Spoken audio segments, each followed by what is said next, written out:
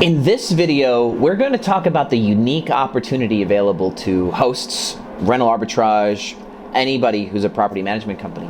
How to leverage co-hosting as your new go-to strategy to pick up more properties without risk, and in a way that your landlord is probably going to like it when you cut these deals. You can keep growing through this recession, bear market, soon-to-be recession, with very little trouble utilizing this series of benefits I'm about to give you in this video, so you can go pitch landlords on co-hosting and grow your business. Let's jump in.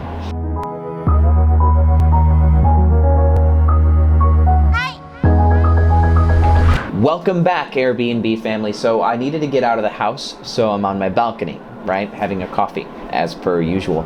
So co-hosting isn't something that I've really given much of a nod to. A couple years ago when I first started this channel, I did talk about co-hosting a little bit because I felt like people needed to know. But co-hosting is overpowered right now, like GG overpowered.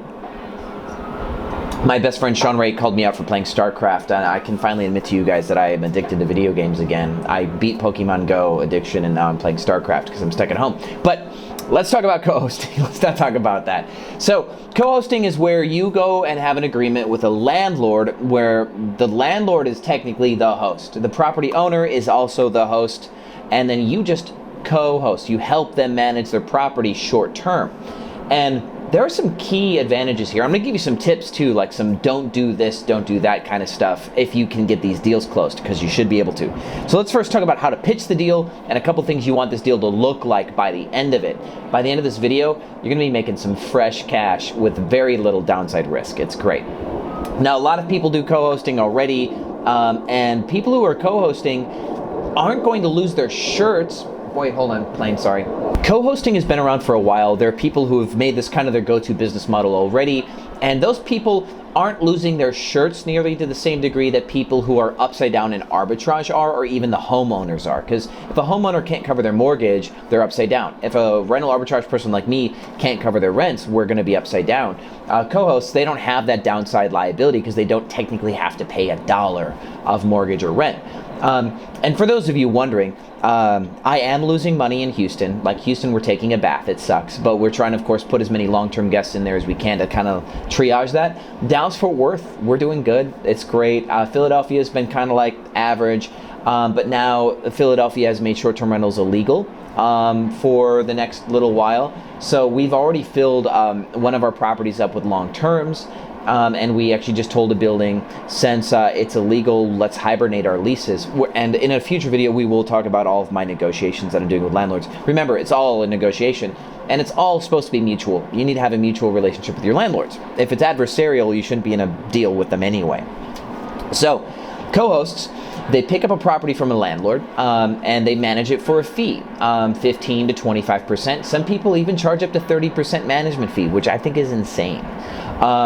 There's a company in Philadelphia that had like 77 properties, and they're tanking because he started co-hosting like back in 2014, got a bunch of people on board. Guy didn't really even know how to do it well, and now that it's competitive, he's actually getting like outperformed, and he's like losing all of his co-host clients. So that is a downside to co-hosting, is, you know, landlord can cut you, and that's why I'm going to give you some fail-safes in this video, because of course it's about how to like do well and stay sticky. Co-hosts need to stay sticky.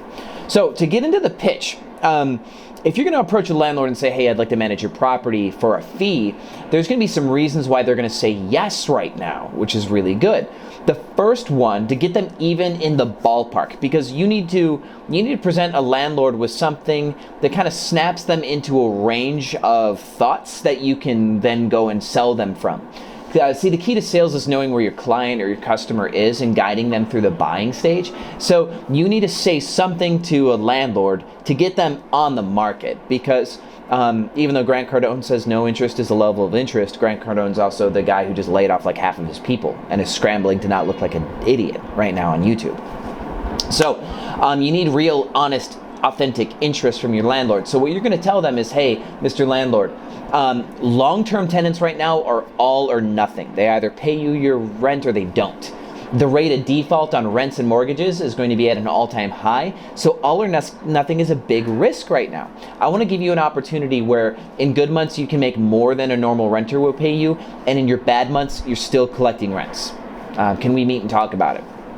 Okay, cool. So the premise of this is you're pitching him on an idea where even in bad months, he'll never get $0, like from a tenant. And he can even make more than the regular rents. This sounds attractive, right? And he might want to recuperate for lost time, being these next 2 to 3 months. So he might be down for a game where he can make, or she can make more money than regular rents. So you've kind of piqued their interest with this concept.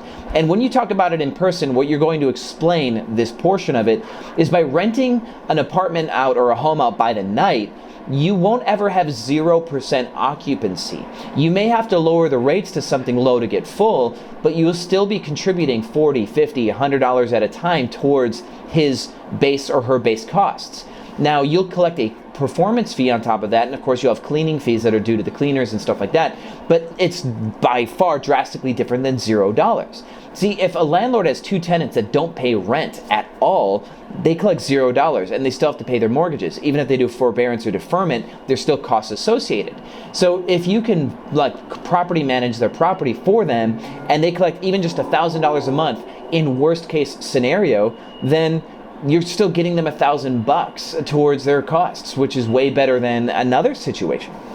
Now in peak seasons, which you'll talk about, and you can hopefully show them data, like we've got a thread in our Hosts of Airbnb Automated group where like people like, how much money have you made so far on Airbnb this year? And this was at the end of last year. And I mean, we've got people, I mean, not including me, but we've got other people who are making 7 figures, right? They're like, yeah, look at my Airbnb account, millions of dollars. And other people like hundreds of thousands of dollars. You show them something like that, be like, this is lucrative, right? And so they're like, okay, I'm on board with this idea, because now that landlords are taking it back themselves, they're much more likely to say yes to something that they didn't plan for, because they didn't plan for coronavirus, right? They didn't plan for all of their tenants defaulting because they got laid off or furloughed. They didn't plan for 6 or 7 million people filing for unemployment. They didn't plan for it. So they didn't plan for co-hosting either, and now's your opportunity to open their mind. So now that you've got them in the ballpark, the question is, why you? Right? Why use someone to co-host? Why not Airbnb themselves or short-term rent themselves?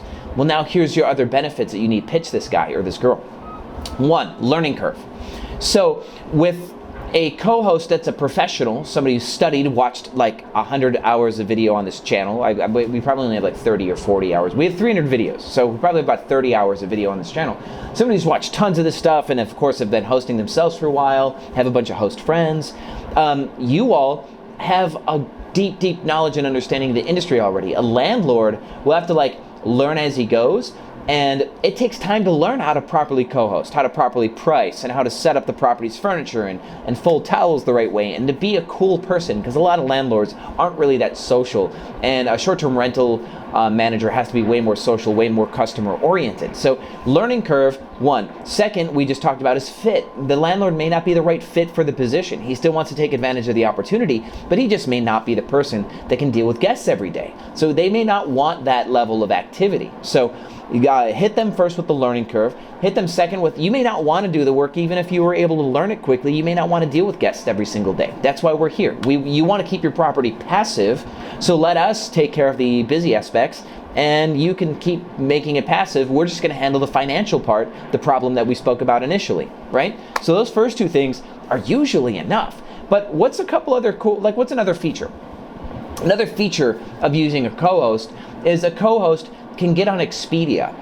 See, if a co-host has more than 20 properties, they can put their properties on Expedia. See, Expedia owns HomeAway, and I believe that's right. If I'm wrong, HomeAway, let me know. Sorry. I hope that's true. I believe I read that. Let me look that up.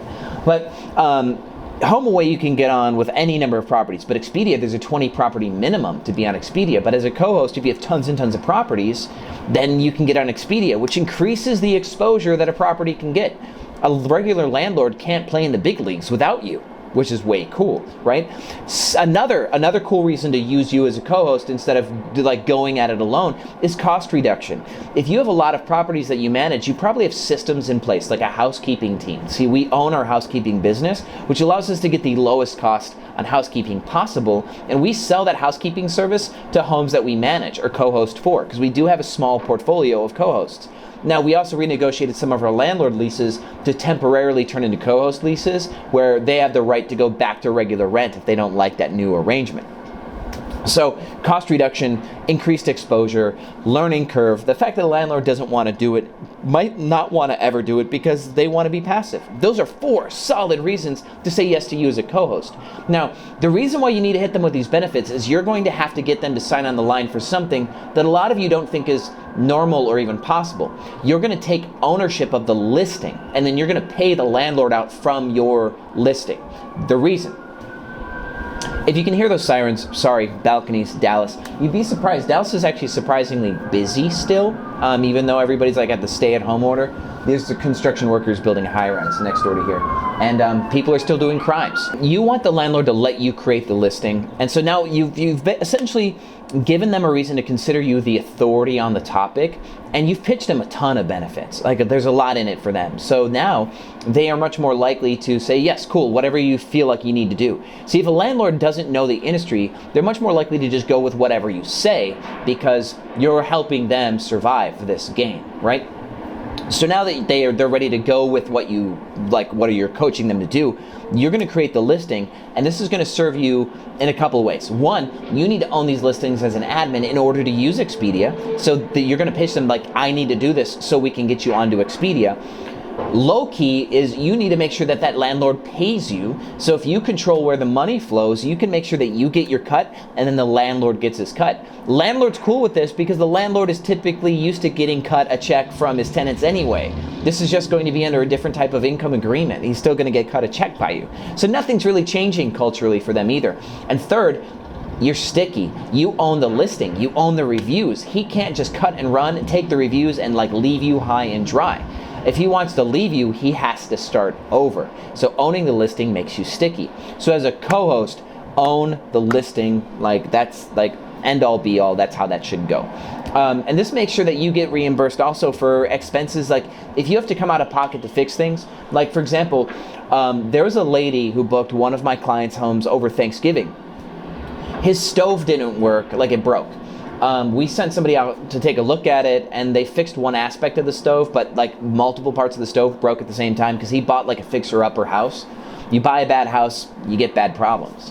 So we ended up having to buy a new stove. We bought this family dinner on Thanksgiving. She still left a trash review because she was an indignant, like, she's one of the bad guests, right? We all have them. Even though we spent $350 on dinner for her and her family and bought a new stove and installed the stove the next day, she still just had problems and left a really shit review.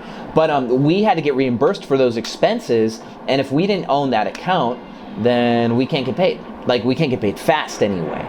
So we can take and deduct these expenses in real time. It allows you to be more of an active co-host. So this is another pitch, is because you could real time actively manage properties, do maintenance, do fixes. As long as the cash is coming to your account, you can pay yourself out for those fast repairs, make sure the guests have the best experience ever, and then the landlord gets his agreement. So if you want to talk, like, you want to know more about like how to contractually, like how much money and like how to charge guests, I have past videos on it, but I'll do another co-hosting video about like the contract. But this is the pitch. So if you have questions in the comments, that's where you leave them. I will be in the comments looking for you. Thanks for tuning in. Thanks for staying safe at home during the coronavirus thing. And I wish you all a good day. Thank you for watching Airbnb Automated, and I'll see you on the other side.